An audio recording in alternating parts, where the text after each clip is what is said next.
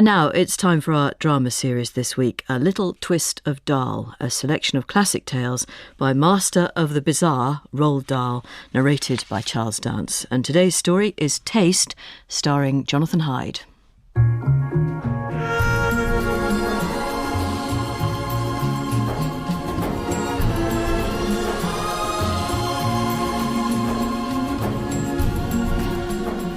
Whenever Richard Pratt dined with Mike Schofield, they had a little bet. Richard was a well-known gourmet and an expert on wine, so Mike would challenge him to identify the claret he served with the main course. Unmistakable. Quite unmistakable. You're bluffing, Richard. You must be. You can't have got it already. The steak, which never varied, was an entire case of the wine itself. Warm and well-mannered with a surprisingly impish sense of humour. It's an O'Brien, isn't it? An O'Brien 45. Although Richard always guessed correctly, Mike never seemed to mind. After all, as he liked to point out to his wife later on... At least it proves the wine I serve's good enough to recognise. And anyway, there's always next time. More than 3 months passed before Richard Pratt came to dinner again. At 7 o'clock precisely, Mike checked that his housekeeper had set the table to his satisfaction, then joined his wife and daughter in the drawing room. You look lovely, Margaret. Absolutely lovely. Thank you, dear. You could do with making a start on getting changed, though, Louise. Richard will be here soon. Honestly, Daddy, you're so old-fashioned. No one dresses for dinner anymore. It doesn't do any harm to make a little effort once in a while. After all, it isn't every night we dine with Richard Pratt. No, thank God. Louise. I'm sorry, Daddy, but I don't like him. He gives me the creeps. That's enough, Louise. Please just do as your father says. Oh, very well. I don't know why you take your dinner parties so seriously, though, Daddy. I really don't. As a matter of fact, it was simple. Although Mike was surrounded by the trappings of success, he felt somehow inadequate. Well, I hope everyone's enjoying the Moselle. It's the perfect wine to have before claret. He earned his living as a stockbroker, and like everyone who works in the city, he knew that fundamentally he was little more than a jumped-up bookmaker. Of course, a lot of people serve Rhenish, but that's barbaric. A glass of Rhenish can ruin the taste of a delicate claret. His dinner parties, however, enabled him to project an air of worldly sophistication. They enabled him to mix with men like Richard Pratt. And they enabled him, at the start of each one, to show off his knowledge of wine. If you're going to serve claret, then you've only one choice. You've got to start with a Moselle. Isn't that right, Richard? I'm sorry? Mike was just talking about the wine. Oh, was he really? I didn't hear a word. Oh, that's what comes of sitting me opposite your daughter. She's so enchanting, I forget where I am. Despite himself, Mike felt a little disappointed, and his spirits weren't fully restored until his housekeeper came in with the main course, an enormous roast of beef. Put it here at the head of the table, will you please? Certainly, Mr. Schofield. I'll carve, and then I think... And he rubbed his hands together in anticipation. And then I think I'll fetch the claret. Reinvigorated by the prospect of a new wine to gamble with, Mike practically bounced into the room where it had been standing for the last 24 hours with its cork out. Excellent. Chambrade to perfection.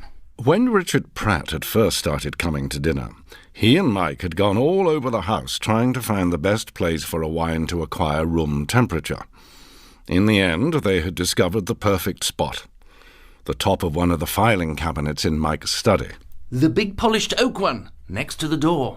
Holding the bottle of claret as delicately as he would a newborn baby, Mike gently eased it into a little wicker wine basket. As he turned it to hide its label, he smiled to himself in satisfaction. You won't guess this one, not in a million years. Tell me, Louise, have you had a chance to read my new book on the great pre-war vintages? Not yet, I'm afraid. Pity. The critics say it's a masterpiece, but they're a jaded lot. I'd welcome the views of someone younger and more fresh. Richard looked up as Mike walked softly back into the room. He glanced at the bottle of claret Mike was cradling in both hands, and his eyebrows rose in a slight supercilious arch. I warn you, Richard, this one is rather tricky. I won't force you to bet on it if you don't want. I take it that means it's from one of the smaller vineyards? Maybe it is, and maybe it isn't. But it's a good year, one of the grapes? Yes, that I can guarantee. Then it shouldn't be too hard to identify. You mean you want to bet? Certainly. Good, excellent. Shall we say the usual, a case of the wine itself? If you're so confident, perhaps you'd care to increase the stake? How about, 50 cases? 50? Don't be absurd. You're the one who thinks I won't guess it.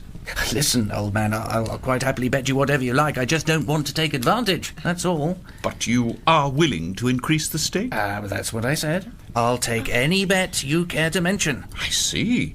In that case, I'll tell you what I want you to bet me. Slowly he looked at everyone else in the room. At Margaret, at Louise, even at the housekeeper who was hovering uncertainly by the door. He seemed to be reminding them that they were witness to the offer. I want you to bet me the hand of your daughter in marriage. Hey, stop it. That isn't funny. Oh, don't worry, dear. They're only joking. I'm not joking. For heaven's sake, Richard, you're being ridiculous. You said you'd bet me whatever I wanted. Well, I meant money. Well, then it's a pity you didn't say money. Still, if you want to go back on your word... No, it isn't a question of going back on my word. It's a no bet anyway. You don't have a daughter to put up, so you can't match the stake. Mike! I'll put up anything you like. My house, for example. How about my house? The townhouse or the country house? Both, if you wish. You can keep them for yourself or sign them over to Louise. At this point, Mike suddenly hesitated. Louise noticed and looked at him with alarm. Sure you're not suggesting we should take this silly bet? No, of course not. But perhaps we should at least consider it. Stop it, Daddy! I refuse to be gambled on. Quite right, dear. Think about it, though. If Richard loses, I'll be able to give you 2 lovely houses. But what if he wins? He won't. Not this time. I guarantee it. He's won before. That's because I made it too easy for him. But this time, I've chosen a claret from a tiny vineyard surrounded by a dozen others of the same size. Even the world's greatest connoisseurs can't tell one from the other. It's impossible. No, Daddy. I don't like it. Neither do I. Imagine it, Louise. In less than 10 minutes, you could be a woman of property. Set up for life. He was pushing her hard, standing right over her as she sat in her chair. Take the bet, Louise. Go on. Take it now before Richard changes his mind. Oh, Daddy, I don't know. Are you sure I can't lose? Great heavens, girl. I've said so, haven't I? All right, Daddy. As long as you're sure. Good. Then it's a bet. Yes, it's a bet. Mike quickly filled everyone's glass with claret and sat himself down. Richard, aware that he had an unusually attentive audience, made a great show of analysing the wine's colour before raising it to his nose. An interesting bouquet. Flowery, but not at all familiar. You've set me quite a task. Richard Pratt was about 50 and did not possess a pleasant face. It was dominated by his mouth, which, with its pendulous lower lip, resembled nothing so much as a massive, wet-rimmed keyhole. And now for the all-important first taste. He drained his glass of half its wine and began noisily swilling it from cheek to cheek, passing it over his tongue and even on occasion chewing at it like bread. Then, after more than a minute, he swallowed it down. Quite delightful. Gentle and gracious with an almost feminine finish. But what can it be? Normally I'd jump right in and guess the vineyard, but I must be careful now that the stakes are so high. And looking across the table, he treated Louise to a knowing little smile that made her skin crawl. Now let us begin with the region. It's too light and frothy to be from Saint-Emilion or Grave, therefore it must be a Médoc. But from which commune in the Médoc does it come? He sat back in his chair and steepled his fingers together. The bouquet is insufficiently violent for it to be a Margaux. Could it then be a Pauillac? No, I don't think so. It lacks the dusty, pithy flavour of a Pauillac. Its taste is demure and bashful with a consoling quality one associates with a Saint-Julien. Of course, that's it. This wine is a Saint-Julien. Goodness, I need a cigarette. Put that away at once. Smoking at table is a disgusting habit. Louise looked at him briefly and blew out the match, but she left the unlit cigarette dangling defiantly between her fingers. Now then, where were we? Ah, yes. We know it's a Saint-Julien from the Médoc region. It would help if we could establish the growth. It's clearly not from a first-growth vineyard, or even a second. It lacks the requisite power. But could it be a third?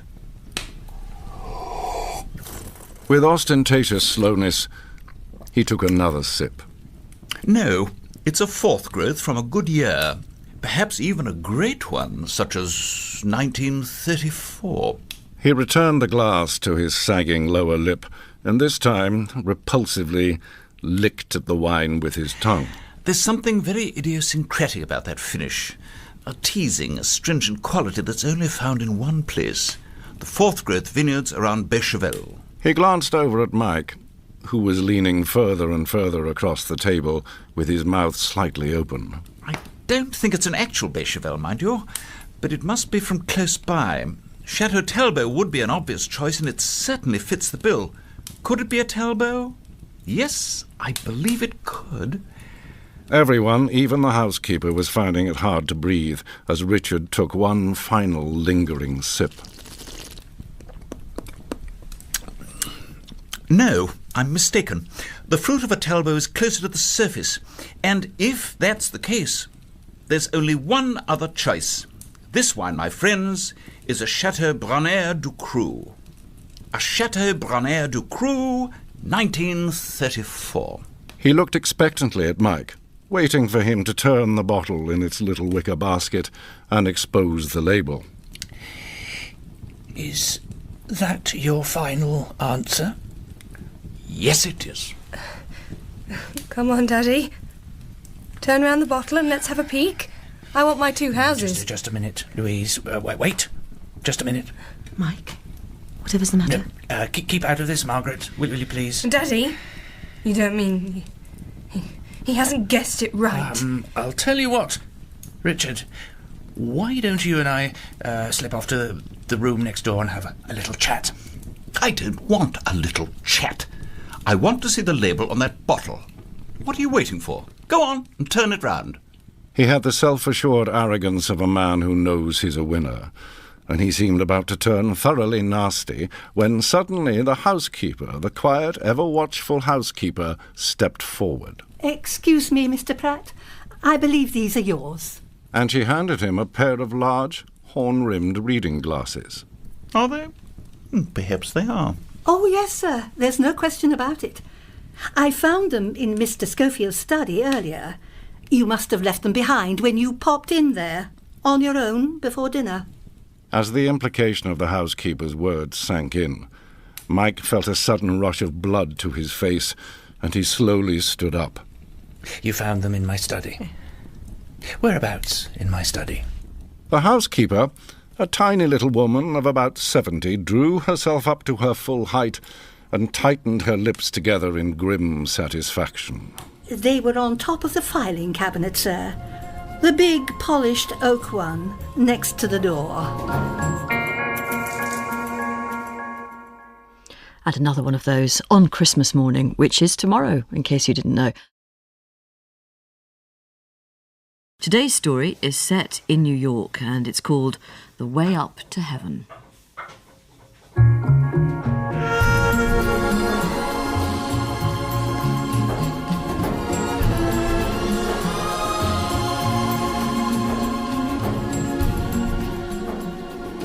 Excuse me, Walker. What time is it? 9:10, Mrs. Foster. 9:10? Mrs. Foster looked at her butler, and her eye began to twitch. Oh, I'm going to be late. I just know it.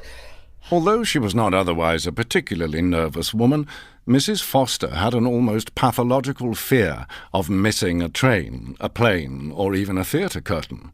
The mere thought of being late on such occasions would fill her with panic, and then it would start, a small, aggravating twitch in the corner of her left eye.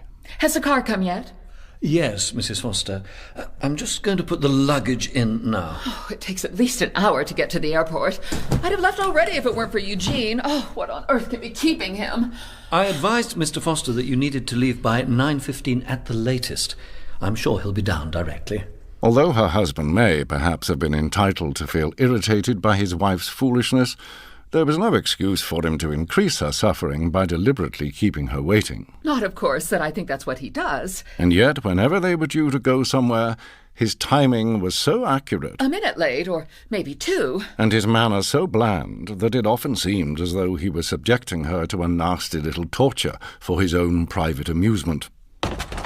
I've finished loading the luggage. Mrs. Foster briefly stopped pacing as her butler came back. Thank you, Walker. What time is it now? 18 minutes past. Oh, that's it then. I'm done for. I'm bound to miss my flight. I'm sure you'll still have plenty of time, Mrs. Foster, and before you know it, you'll be touching down in Paris. I hope so.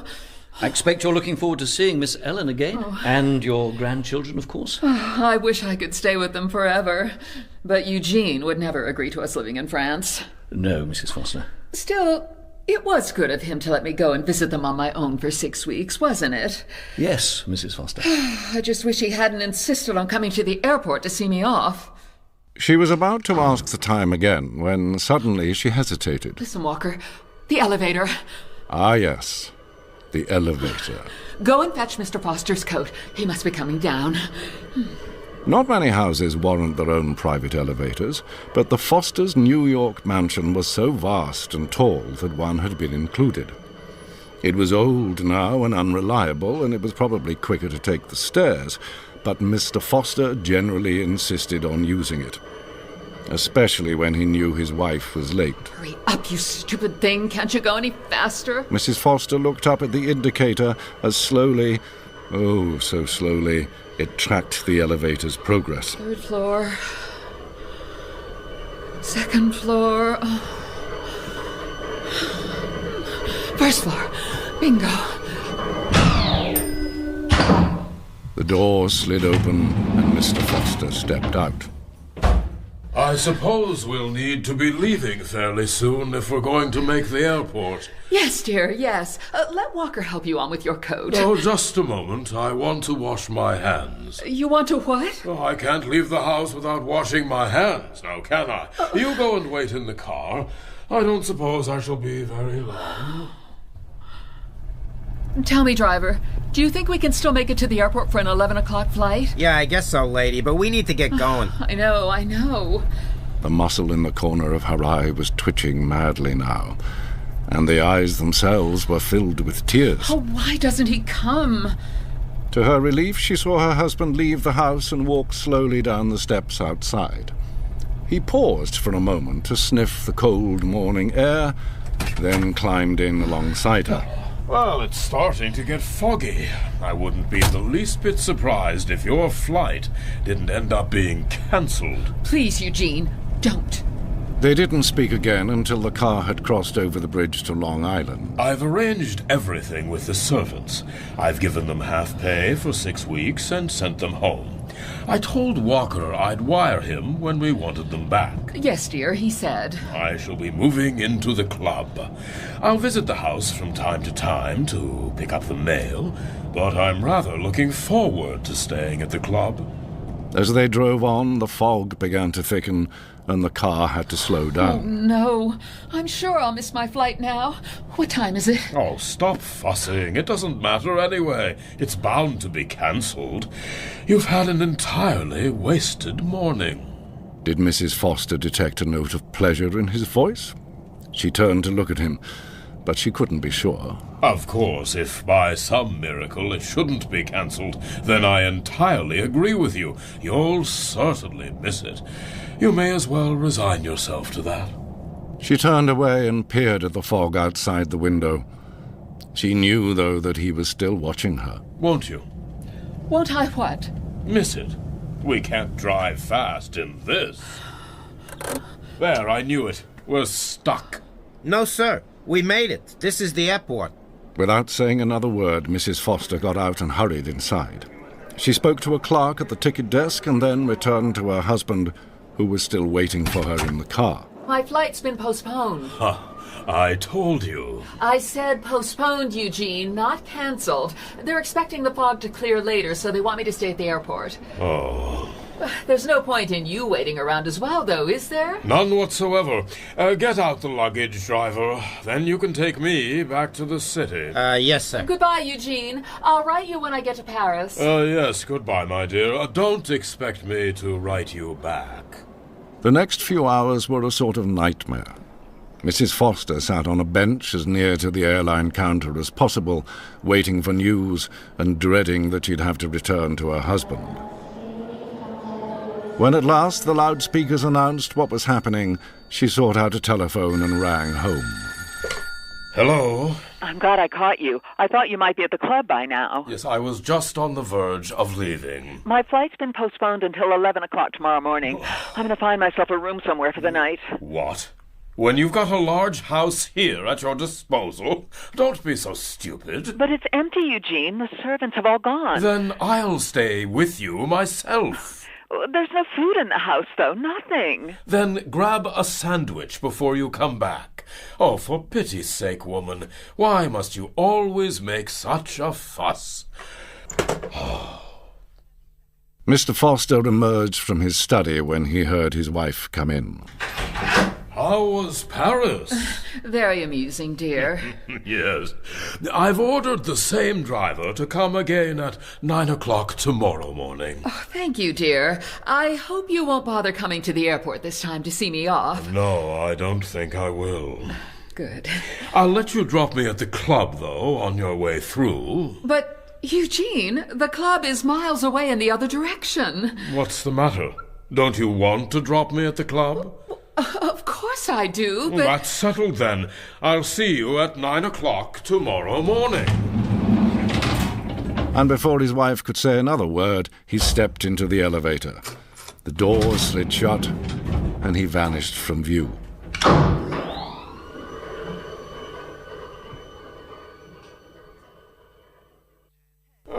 Have you made me any coffee? Oh, no, dear. I thought you could have breakfast at the club. Mrs. Foster had been pacing back and forth for half an hour when her husband came down at 9:05. The car's outside, ready and waiting. And her eye was starting to twitch. What about your luggage? It's at the airport, remember? Well, in that case, we'd better get going. Oh, thank you, dear. Thank you. I'll just fetch some cigars and then I'll be with you. What time is it, driver? About 9:15. 10 minutes later, Mr. Foster came out and got into the car. I think you may be lucky. The fog's starting to clear. As quickly as you can, please, driver. I'm late. Yes, ma'am. Just a moment, driver. Oh, I think I've lost something. What? What have you lost? A little present for Ellen. I'm sure I had it in my hand. I didn't see any present. What did it look like? A little box wrapped in white paper. Oh, let me see. Slowly and methodically, he began searching through his pockets. I meant to give it to you yesterday. Look at the time, Eugene. Can't you just mail it? Oh, damn and blast. I must have left it in my bedroom. I shan't be a moment. Don't, Eugene, don't. It's probably only another one of your silly combs anyway. You're always giving her combs. And what's wrong with combs, may I ask? Nothing, Eugene. I just... Well, stay here. I'm going to fetch it. With a little sob of despair, she watched as her husband went back to the house and shut the door. Can we still get to the airport in an hour? Just about, lady. At this point, Mrs. Foster suddenly spotted the corner of something white protruding from the crack of the seat where her husband had been sitting. She reached over and pulled out a small paper-wrapped box, noticing at the same time how far down it was wedged, as though someone had given it a deliberate shove. Here it is. I found it. Run to the house, driver. Quickly. Run and fetch my husband. All right, lady, but I'll need the key. Don't worry. I'll go myself. I know exactly where he'll be. Mrs. Foster hurried out of the car and up the steps to the front door. She slid the key into the lock and was about to turn it when suddenly she stopped. Her head came up, and she stood completely motionless, as though she were listening to a sound coming from deep within the house. You all right, lady? She moved closer to the door, and for 10, 15, 20 seconds she carried on listening. Then all at once she seemed to settle on a course of action. Her face hardened, her mouth tightened, and pulling out her key, she marched purposefully back to the car. Get going, driver. I can't wait a moment longer. But what about your husband? I was only giving him a lift. He'll have to call a cab. Are you sure? Perfectly. Now will you please stop talking and do your job? I've got a plane to catch for Paris. Everyone was very sad when, after 6 weeks, Mrs. Foster had to return to America. Everyone, that is, except Mrs. Foster herself. As she kissed her grandchildren goodbye, her manner seemed to imply a return visit in the not-too-distant future. Hello? Is anybody home? Her house, when she got back, was cold and dark and empty. And look, 6 weeks unopened mail on the mat. The air was also heavy, with a most unpleasant odour. Foul and rotten, like the stench of decay. If she was at all surprised at finding the house deserted, she didn't let it show. Instead, she peered further into the gloom of the hallway, as though trying to confirm a suspicion. Then she went through to the study. Hello, this is 9 East 62nd Street. I think I'm going to need a repairman. Her voice, as she sat making a telephone call, was calm and relaxed. It seems to be stuck between the first and second floors. I don't know how long it's been broken because I've been away, but I guess about 6 weeks. After she finished speaking, she went and examined herself in the mirror over the mantelpiece. She thought she looked at least 10 years younger. And not a hint of a twitch. She briefly adjusted her hair, and then, with a tight little smile, she went to wait for the man who'd be coming soon to repair the elevator.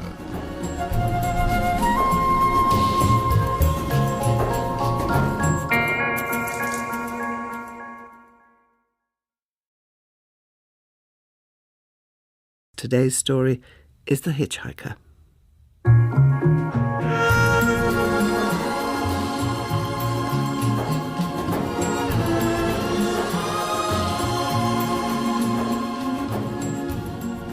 When his latest novel became a bestseller, Andrew Pym celebrated by treating himself to a new toy. A great big glossy silvery blue BMW. It was a thing of beauty, and Andrew loved it. The seats were upholstered in wonderfully soft leather, the windows opened electronically, and so did the sunroof. And although the engine grunted and growled impatiently at slow speeds, when it hit 60... Oh, when it hits 60, it purrs contentedly like a well-fed cat. The engine was sounding exceptionally happy one fine June morning as Andrew drove himself to London. He had the window open and was enjoying the sensation of the breeze ruffling his hair when suddenly he saw a man thumbing a lift. It's no good, I'll have to stop. It was a point of principle with Andrew never to refuse a hitchhiker. He'd often hitchhiked himself when he was younger, and he knew how dispiriting it was to watch one expensive car after another flash by without stopping. He gently eased over to the side of the road, and the hitchhiker poked his head through the open window. Going to London, Governor? Yes. Jump in. Thank you very much. Once he was inside, Andrew drove on. Beautiful day, isn't it? The hitchhiker didn't answer. Andrew glanced over at him and couldn't help noticing that his appearance was curiously rat-like. His eyes were dark and quick and clever like a rat's, and the tops of his ears seemed to rise slightly to a point. Which part of London are you headed for? I'm going straight through it and out the other side. I'm making my way to Epsom. It's Derby Day. So it is. I wish I were coming with you. I love betting on the horses. I never touch them. I don't even watch them run. It's a silly, stupid business. Well, why are you going to Epsom, then? Do you help work the betting machines or something? And spend all day printing out tickets for mugs? You must be joking. Where's the fun in that? I'm sorry. It's none of my business what you do. The problem is, I'm a writer, and writers are all very nosy. You write books for a living? Yes. I respect people who do that. It's a skilled trade. I'm in a skilled trade myself. Really? Well, the secret of success is to learn to be very, very good at something that's very, very hard to do. Well, like you mean? Yes, I'm like you. Well, how do you know I'm any good at what I do? There are plenty of bad writers out there. Oh, you wouldn't be driving around in a car like this if you weren't any good. It must have cost you a pretty package. It wasn't cheap. What couldn't you do, flat out? 129 miles an hour. Rubbish. Beg your pardon? 129? Who told you that? The people who made it. Well, car makers are a bunch of liars. Their cars never do what they say. This one will. Prove it. I'm sorry? Go on. I tell you, prove it. All right. I will. Andrew knew that just beyond the roundabout at Chalfont St. Peter, there was a long, straight stretch of dual carriageway. As soon as he reached it, he pressed his foot down on the accelerator.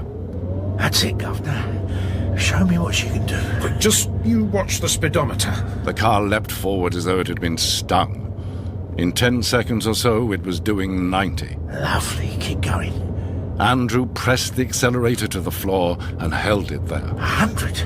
We're doing 100. They flashed past several cars and lorries as they hurtled down the outside lane. 105. A green Mini, a cream-coloured Citroën. 110. A white Land Rover, a truck with a container on the back. 115. A purple Volkswagen full of gaping kids. 120. Don't stop now. And then suddenly... Oh, no. That's torn it.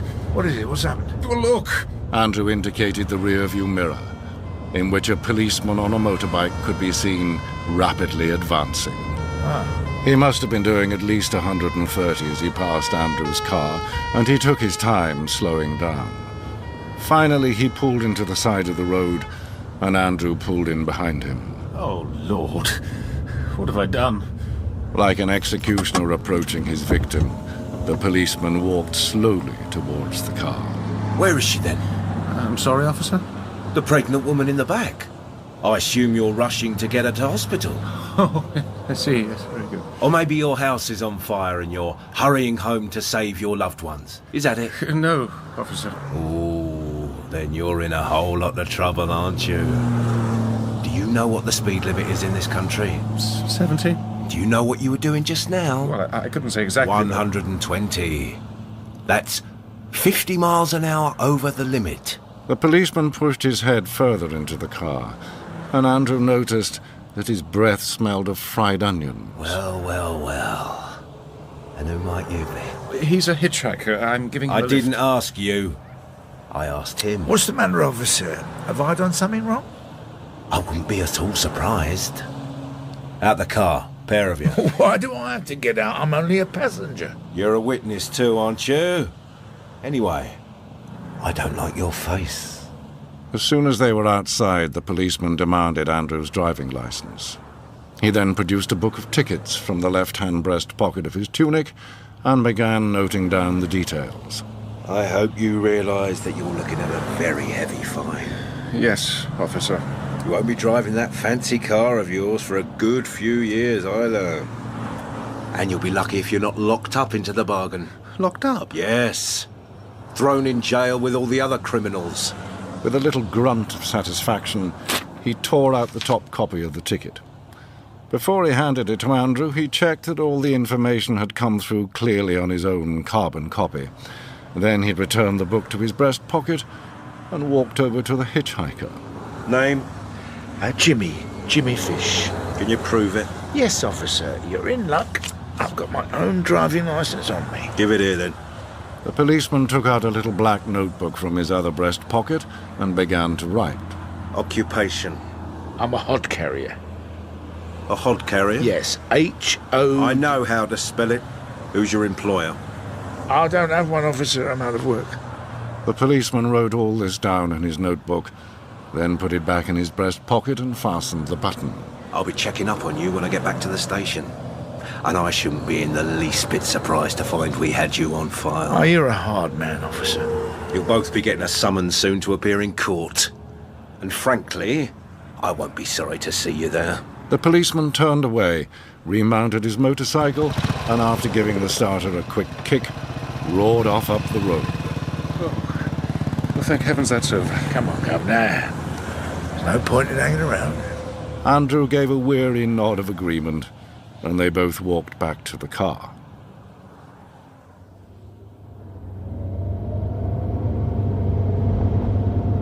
As soon as we reach London, I'm going to see my solicitor. He was holding on tight to the steering wheel and checking the speedometer from time to time. Well, they won't send you to prison if that's what you're worried about. No? All they'll do is give you a great big fine that makes your eyes water and tear up your licence. Oh, thank you. That's very comforting. It's better than being banged up in chokey. Incidentally, why did you lie to that policeman? Lie to him? You told him you were an unemployed hod carrier. That's hardly a skilled trade. Well, it doesn't pay to tell a copper everything. So what is it you do for a living? Blimey, you writers really are a nosy lot. You're dying to know, aren't you? To be honest, I couldn't care less. Well, you're the one who's lying now. You're thinking, he must be in a very strange trade if he won't say. And you're right, Governor. I am in a strange trade. The strangest of them all. He produced a tin of tobacco and a little packet of papers and began rolling himself a cigarette. Andrew watched him out of the corner of his eye and was astonished at how quickly he performed such an intricate task. That's amazing. Quite amazing. In less than 5 seconds, the cigarette was between his lips. A lighter appeared as if from nowhere. The cigarette was lit, and the lighter vanished again. Enjoyed watching that, did you? I've never seen anything like it. Do you know how I was able to do it? How? I have fantastic fingers. These fingers are faster than any pianist's. Are you a pianist? Don't be daft. Any twerp can learn to play the piano, but not 1 in a million can learn what I do. How about a card player? Yes, you organise card games and deal yourself unbeatable hands. Card sharping's a dirty, rotten business. I wouldn't touch it with a barge pole. All right, then, I give up. Do you recognise this? The hitchhiker suddenly held up a black leather belt with a distinctive brass buckle. Just a minute. Surely that's mine. But it can't be. Where on earth did you get it? Where'd you think? From the top of your trousers?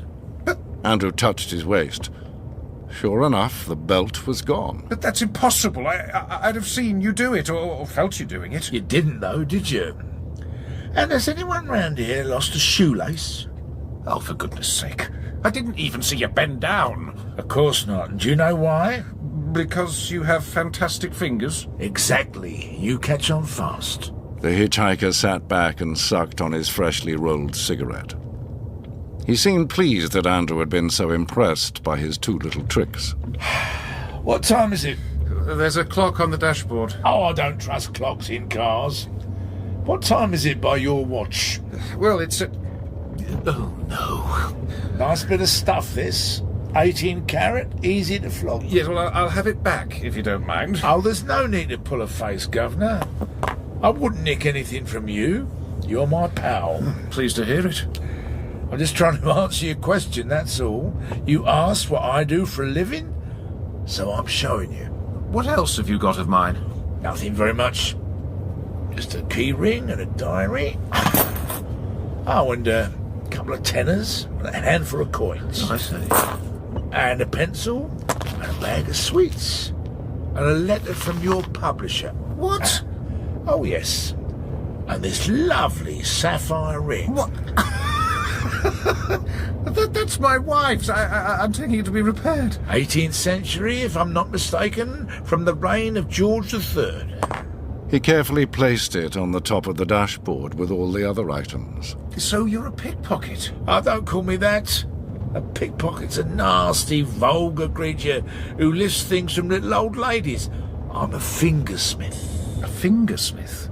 Silversmiths are at the top of their profession, and so are goldsmiths. Well, I'm at the top of mine. So, I'm a fingersmith. And that's why you're off to the races? Precisely. Race meetings are easy. You stand around waiting for the winners to draw their money, then you follow them and help yourself. I never take anything from the losers, though, nor the poor, just the rich and lucky. Well, that's good of you. And how often do you get caught? Me? Get caught? Never. It's pickpockets who get caught, not fingersmiths. Aren't you worried, though? I mean, that policeman's going to be checking up on you when he gets back to the station. No, he's not, Governor. And he won't be getting you a dirty great fine either. Not unless he's got a very good memory. What's memory got to do with it? He's got all our details written down in those wretched books of his. The hitchhiker looked at him and gave a sly, ratty little grin. Which books would they be, Governor? This one? What? Or this one? At the hitchhiker's suggestion, they pulled over to the side of the road and built themselves a bonfire. I don't know. Aren't policemen getting careless nowadays? Andrew watched with satisfaction as the two little notebooks both went up in flames. You are a genius. You do realise that, don't you? A thoroughgoing genius. The hitchhiker nodded in agreement and gave another grin. I know I am. Thank you, Governor. It's nice to be appreciated.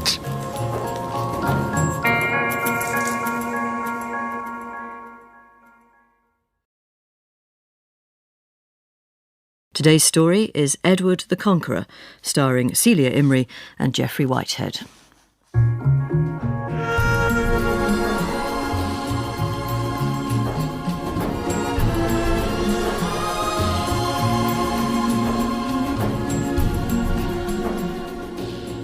Edward was pitching brambles onto a bonfire when he saw his wife coming down the garden towards him. Edward, didn't you hear me calling? Lunch is ready. Good. I've worked up quite an appetite. I hope you haven't been overdoing it. My dear Louisa, will you please stop treating me like an old man of 80? I'm sorry, Eddie. It's just... Oh, look, Edward! A cat! Louisa darted forward and scooped up a large silvery grey Tom who was sitting close enough to the bonfire to be practically touching it. You silly thing! Get yourself burned! She gently placed the cat on the edge of the lawn and began stroking his long, silky fur. Isn't he a gorgeous colour? He must be quite old, though. Oh, he's got little bumps all over his face. Go home, you stupid creature. We don't want you. What's the matter, Edward? Don't you like him? You know my opinion of cats. Well, I think he's beautiful. I do hope he stays a little while. Oh, it's out of the question. He isn't our cat. He belongs to someone else. If he's still hanging around this afternoon, you can take him to the police. They'll make sure he gets home. After lunch, Edward returned to the garden, and Louisa went through to the living room. To her astonishment, she found the cat curled up on the sofa, gently sleeping. You little devil! How did you get in? She knew she ought to carry him outside, but she was glad of the company, so she gave his ears a brief tickle and went over to the piano. I hope you like music. It's time for my afternoon recital. Louisa had once been a piano teacher, Till Edward decided it interfered with my chores. and she liked to keep in practice by playing a little concert for herself each afternoon. We'll have some Liszt and some Schumann and some Mendelssohn, but first I think we'll start with a little Bach. She'd only played a few bars when something extraordinary happened. The cat, which had been quietly slumbering, suddenly sat up and stared at her with pale, glittering eyes. What's the matter? Did I frighten you? No, it wasn't that. The cat had his head slightly cocked to one side, as though listening, and Louisa thought she detected a certain eagerness about his posture and a little frown of concentration on his small, delicate features. I've seen that look before, on the face of concert-goers who are giving a piece their full attention. She finished playing the Bach, watching all the while the cat's curiously human response to the music. Then she turned to the next item on her programme. The third Liebestraum of Franz Liszt. The effect on the cat was startling. As soon as he'd heard the first few notes, his entire body began to quiver with excitement. He leapt from the sofa and ran over to join Louisa on the long piano stool, where he sat gently swaying and purring ecstatically, his eyes aglow in dreamy rapture. Well, I never did. So you prefer Liszt to Bach, do you? It's a little vulgar of you, if I may say so. Oh, don't look so put out. Liszt could be perfectly charming, too, in his way. Let's see what you make of Schumann. Louisa had barely begun playing before the cat jumped down from the stool and slowly walked back to the sofa. This is getting interesting. Interesting and rather strange. He continued to listen with his head on one side, but he seemed somehow less enthused by the new piece, and even a little disappointed. Oh, I don't know what's wrong with Schumann, I really don't. But you're my guest, and if you want more Liszt, you shall have it. As she began a second work by Liszt, she watched the cat's reaction. His whiskers started to twitch, and he jumped down onto the carpet where, for a few moments, he stood listening attentively, his eyes half closed in appreciation.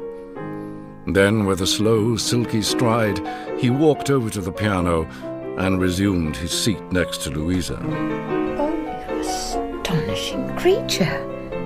You marvellous thing. Who's a marvellous thing? Oh. Louisa hadn't heard her husband coming in through the French windows, and she leapt up in surprise. Edward, darling, you won't believe what's been happening. I thought we decided to take that cat to the police. No, Edward, you decided, but we can't possibly now. Edward didn't much care for the note of rebellion in his wife's voice, but he lit a cigarette and said nothing. You see, he's a musical cat. He can appreciate music. Stop talking nonsense and get me some tea. I'm thirsty. Well, you don't understand. How could you? But something amazing has been happening. Something momentous. Is that right? I'm not sure how to interpret it myself, but shall I tell you what I think? If you must. I think it's entirely possible that we are at this very moment in the presence of... Yes? You'll laugh at me, I'm sure, and I can't really blame you. But I honestly think we are currently in the presence of... Whom? In the presence of whom? Of Franz Liszt himself. Franz Liszt? Yes.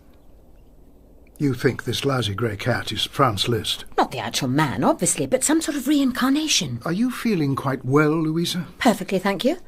A little confused, of course, but who wouldn't be after what's happened? And what exactly has happened?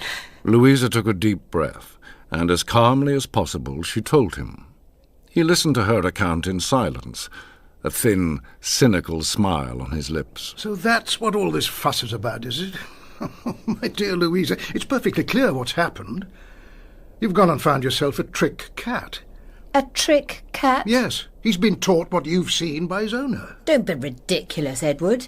How can anyone teach a cat to recognise different composers? Even you can't do that. Yet every time I play him Liszt, and only Liszt, he goes into raptures. Every time? He's only done it twice. Twice is enough. Come on, then. Let's see him do it again. No, Edward. I'm not making Franz Liszt jump through hoops for your entertainment. My dear woman, he's just a cat. I know, Edward. With the soul of Franz Liszt. She picked up the cat and started to nuzzle it. Oh, if only you could talk. The things you could tell us. The people you've known. Schubert and Chopin, Mendelssohn and Grieg and... My lord, you are Wagner's father-in-law. I'm holding Wagner's father-in-law in my arms. Louisa, pull yourself together and stop talking twaddle. There's no need to be so aggressive, Edward.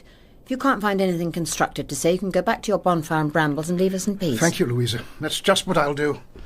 But shall I tell you what I think? He stopped at the French windows and glared at her. What? I think you should get yourself to a doctor, and pretty damn quick. The light was starting to fade when Edward returned from the garden. He found his wife sitting on the sofa with the cat on one side and a couple of books on the other. She had a third volume open on her lap. Did you know that Theodore Roosevelt was once married to Julius Caesar? I beg your pardon? I popped to the library whilst you were gardening and took out 2 biographies of Liszt and a copy of this.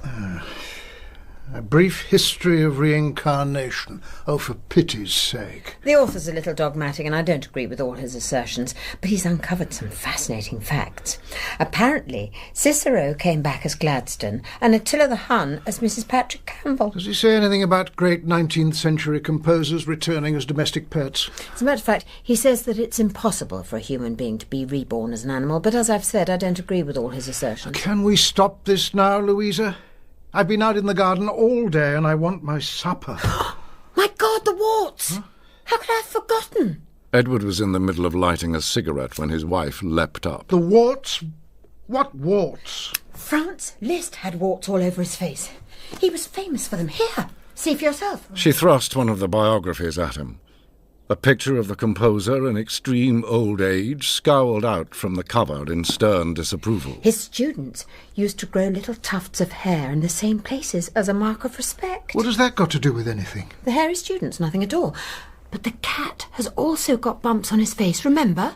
She picked up the cat, and with her long pianist's fingers began a gentle examination. There. He's got one on his temple, and two close together under his chin, just like the picture. It's a coincidence. It doesn't prove a thing. Very well, then. If the warts can't convince you, we'll try something else. According to the biographies, Liszt loved all Chopin's works except one, the so-called governess scherzo. He hated that. And? I looked out the music earlier. Watch. Before Edward could say another word, Louisa crossed to the piano and started to play.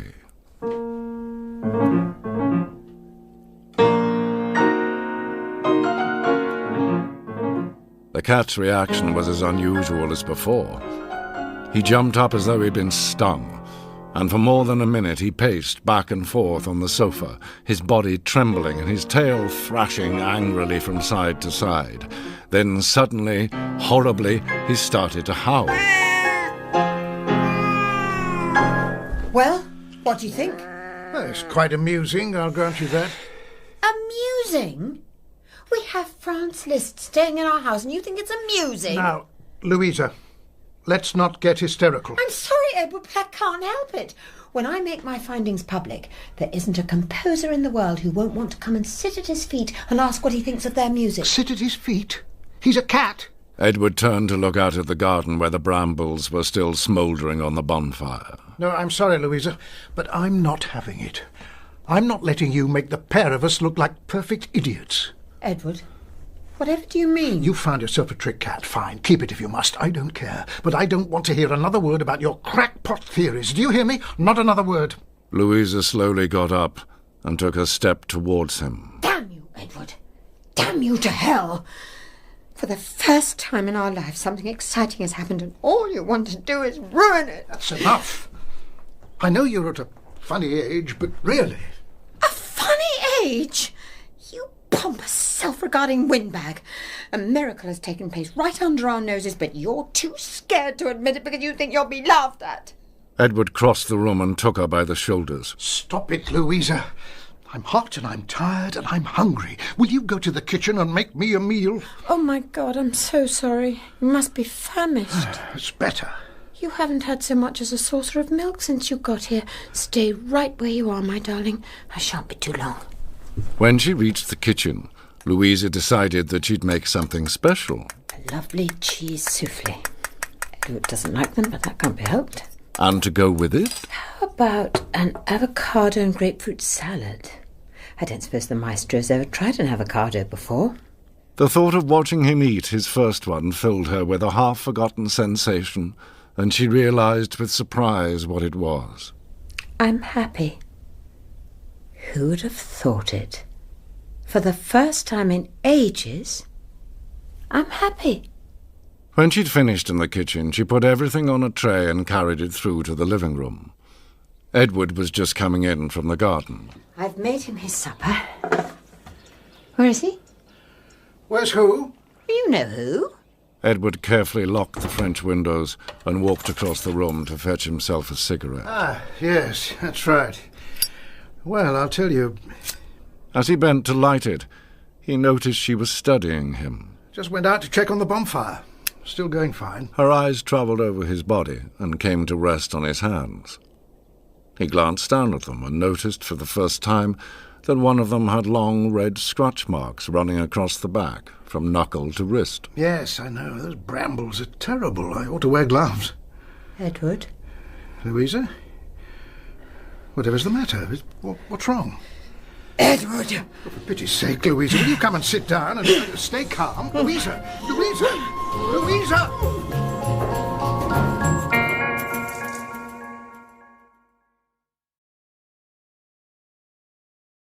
And today's story is Neck.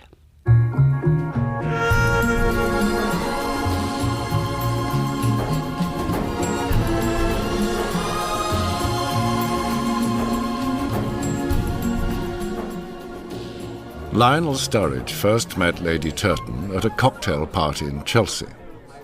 He was talking to the host when a tall, strikingly handsome woman swept into the room. I say, isn't that Sir Basil Turton's wife? Yes, come on, Lionel, I'll introduce you. Sir Basil Turton was a wealthy newspaper magnate, and until a year ago, a dyed-in-the-wool bachelor. Then, quite suddenly, he'd startled his friends and annoyed all the women who still hoped to bag him by marrying the elegant, coldly attractive creature who was drawing admiring glances from all over the room. This is Lionel Sturridge, Lady Turton. He writes a society column for one of your husband's rivals. Really? How interesting. She didn't seem very interested, though. She was already looking over his shoulder at the other guests. Is your husband not with you?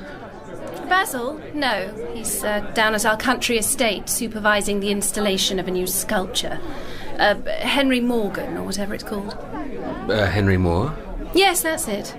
An ugly great lump of wood with a hole through the middle. Personally, I rather like his work. Really? Do you know much about modern sculpture? Not as much as your husband, I'm afraid. I hear he's amassed quite a collection. He's got dozens of the things all over the lawn. You must come down sometime and visit. Hello.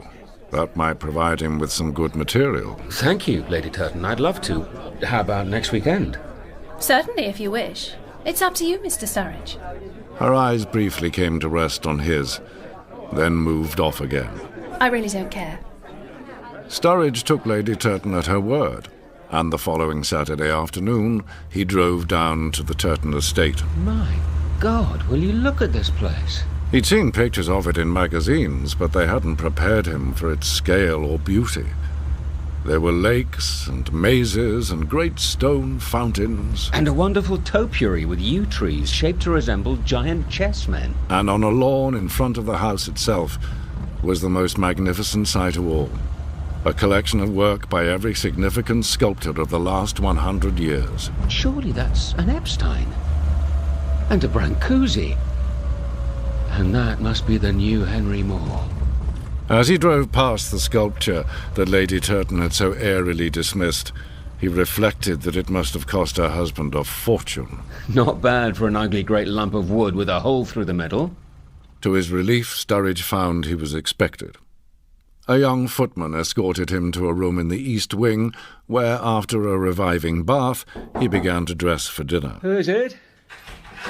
It's Jokes, sir, the butler. Lady Turton asked me to inform you that she will be serving drinks in the drawing room at 7 o'clock precisely. Thank you, Jokes. I expect she and Sir Basil have a good many people staying with them. No, sir. Not this weekend. Apart from yourself, Major Haddock is the only other guest. Major Jack Haddock, the playboy? Yes, sir, I believe that's how he is generally described. He's a very great friend of her ladyship and quite her favourite partner. I beg your pardon? At bridge, sir. No doubt you'll be facing him and her ladyship across the card table after dinner. Oh, dear, that's not very good news. I'm rather out of practice, I'm afraid. In that case, sir, perhaps I might offer a word of advice. Her ladyship always overbids her hand. Really, Jokes? I think you're forgetting yourself. Oh, forgive me, sir. I meant her ladyship no disrespect. Sturridge wasn't so sure. He'd noticed that whenever Jelks mentioned Lady Turton, he looked as though he'd swallowed a wasp. That's all right. We'll say no more about it. Thank you, sir. And you won't forget, will you? 7 o'clock precisely. Her ladyship's rather a stickler for timekeeping, I'm afraid, and it doesn't do to keep her waiting. Mindful of the butler's warning, Sturridge entered the drawing-room on the stroke of 7. Lady Turton, as glacially beautiful as ever, rose to greet him.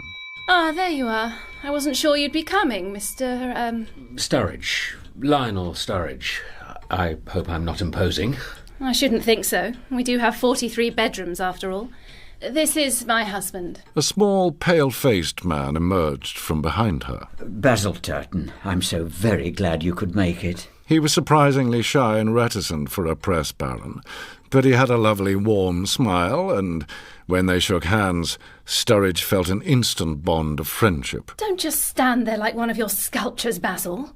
Go and fetch Mr. Sturridge a drink. Yes, my dear, of course. So, we have a journalist in our midst, do we? Sturridge turned around and saw a heavily brill-creamed man with a pencil moustache smirking complacently on the sofa. Evidently this was Major Haddock. Let's just hope he doesn't write anything nasty about us in his paper. He'd better not do, Jack. She smiled sweetly, but her eyes were cold. Otherwise we'll write something positively scandalous about him in one of ours. Dinner was a curious affair. Lady Turton sat with Major Haddock at one end of the table, while Sturridge and Sir Basil were sent into exile at the other.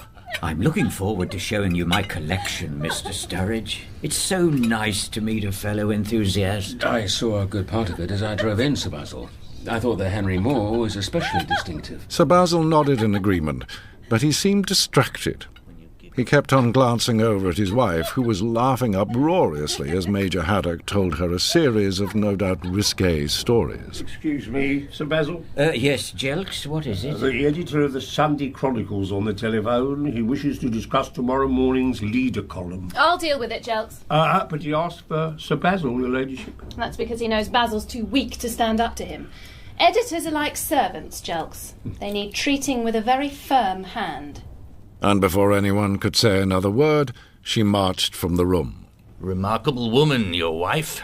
Forceful personality. Yes, Major Haddock, I know.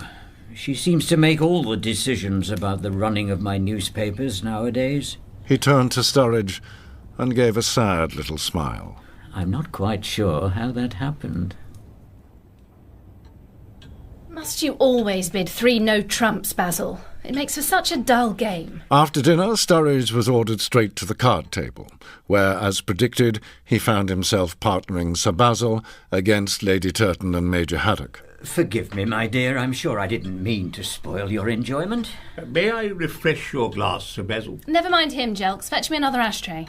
Yes, your ladyship. It was apparent by now that Jelks hated Lady Turton as much as he loved Sir Basil, and whenever he had to do something for her, he pursed his lips together in distaste, so that his mouth resembled a turkey's bottom. You're to be congratulated, Sir Basil. You and Sturridge haven't lost a single rubber. We were lucky, Major Haddock. Lady Turton still hasn't learned not to overbid her hand. Really, Basil, that's enough. Isn't it time you went to bed? Perhaps you're right, my dear. It is rather late. I think I'll turn in too, if you don't mind. Dear me, just a pair of us left, then. Major Haddock stroked his moustache and gave Lady Turton another one of his smirks. How will we amuse ourselves now? Don't worry, Jack. I'm sure we'll think of something. Oh. After breakfast the following morning, Sir Basil invited Sturridge to join him for a leisurely stroll through the grounds of his estate. My father bought this place before I was born. I've lived here my whole life and grown to love every inch of it. Just then the sound of laughter floated towards them through the clear morning air. Shall we rest for a little while and have a cigarette? Sturridge turned his head, and in the distance he saw Lady Turton and Major Haddock. They were chasing each other through Sir Basil's wonderful collection of sculptures, treating each precious item like something in a children's playground. Of course, the gardens are younger than the house. Sir Basil, however, seemed determined to ignore them. They were laid out in the 18th century by a man named Beaumont. I still have the bills he sent, if you're interested. Thank you. They sound fascinating. Major Haddock had produced a camera now, and was photographing Lady Turton as she draped herself across the sculptures in a number of faintly suggestive poses. He knew when he planted the yew trees that they wouldn't amount to much for 100 years, but people had more patience in their planning back then. Lady Turton had turned her attention to the Henry Moore. It was a heavy, horse-sized slab of wood with a hole in it and several protruding limbs. After pretending to ride it, side saddle, she bent down to where the hole was and pushed her head through. I'm particularly fond of yew trees. They're a very restful colour, don't you agree? Despite himself, Sturridge was transfixed by the scene unfolding in the distance. Something had gone wrong, and Major Haddock was pushing and manipulating Lady Turton's head as it projected through the sculpture. Then he went round behind her and started to pull. Oh dear. I've a feeling she's stuck. Sir Basil finally acknowledged the situation. She can't be very comfortable, bent double like that. Perhaps we ought to help. Yes, perhaps we ought. Care for another cigarette? Pull, damn you, pull! I am pulling. Hello, what's happened here, then? What do you think, you half-wit? Her disembodied head glared up at him from the centre of the sculpture. She looked as though she'd been put in the stocks. You'll have to cut this thing up. It's the only way. Cut it up? Oh, dear. But it's so beautiful. Look, Sir Basil, here comes Jelks. I do hope I'm not intruding, but I noticed her ladyship's predicament from an upstairs window, and I wondered if I could do anything to help. Yes, Jelks, you can fetch me a saw or something. Oh, very good, Sir Basil. And be quick about it. I'm getting terrible cramp. Now, my dear, do please try to stay calm. Stay calm? That's your answer to everything, isn't it, you whey-faced ninny? It's no wonder I've had to look for excitement elsewhere. Jelks seemed in no great hurry to rescue Lady Turton, and a considerable time elapsed before he'd returned. I brought you a saw, Sir Basil, as requested, and in case a more radical solution is needed, I've also brought an axe. Jelks offered Sir Basil both implements, but Sturridge noticed that he held the axe just a fraction of an inch further forward. Like a conjurer pressing a card on an unwitting spectator. Sir Basil took the bait and selected the axe. As soon as he touched its handle, he seemed to know what was required of him, and he sprang to life. I'm afraid you're going to make rather a mess, Sir Basil. Like someone who sees a child stepping in front of a car, Sturridge knew with sickening clarity what was about to happen.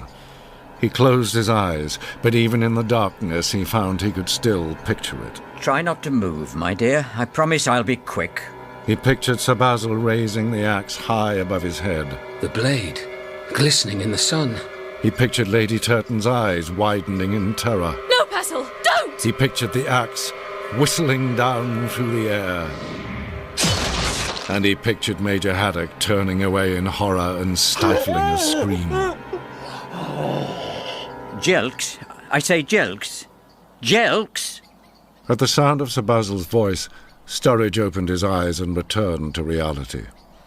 To his relief, to his unutterable relief, he discovered that despite what he'd just been imagining, Sir Basil was still holding the axe at his side, and Lady Turton still had her head on.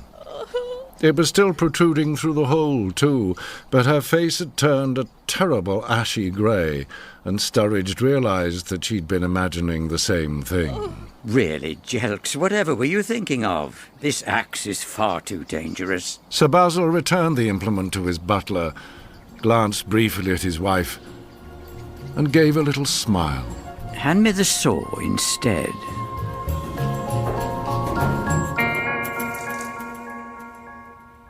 And in Neck by Roald Dahl, the storyteller was Charles Dance, Lionel Sturridge, Jamie Glover, Sir Basil Turton, Chris Emmett, Lady Turton, Katie Scarf, Jelks, David Ryle, and Major Haddock, Mark Heap. Neck was dramatised by Stephen Sheridan and was a peer production for BBC Radio 4, directed by David Blount.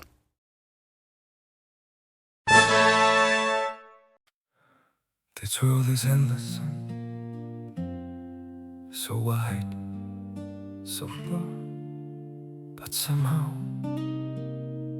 I'm still lost in you.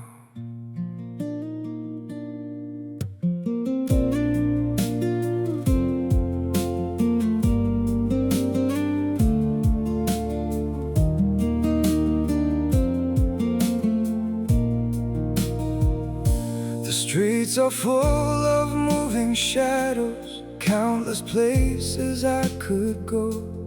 City shining, people passing, yet I still feel so alone. Every road keeps leading nowhere, every sky feels cold and blue. In this world so vast and open, I'm still lost in missing you.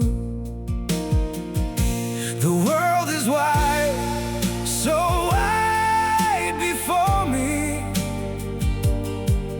but I keep losing my way.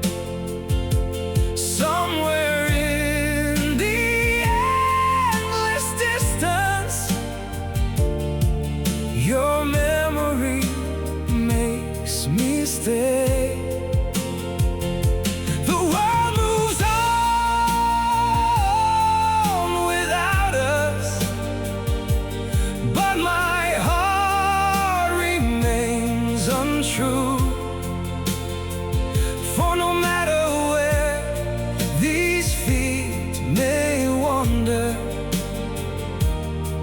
still lost in missing you.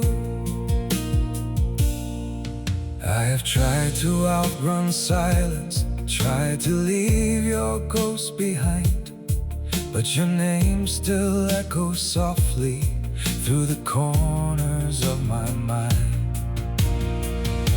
The world is wide, so wide before me, but I keep losing my way. Somewhere in the endless distance, your memory makes me stay. The world moves on without us, but my heart remains untrue.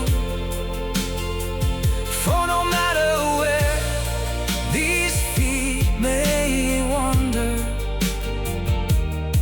I'm still lost in missing you. Maybe someday I'll stop searching for your face in every crowd, but until that day, this broken heart will keep calling your name out.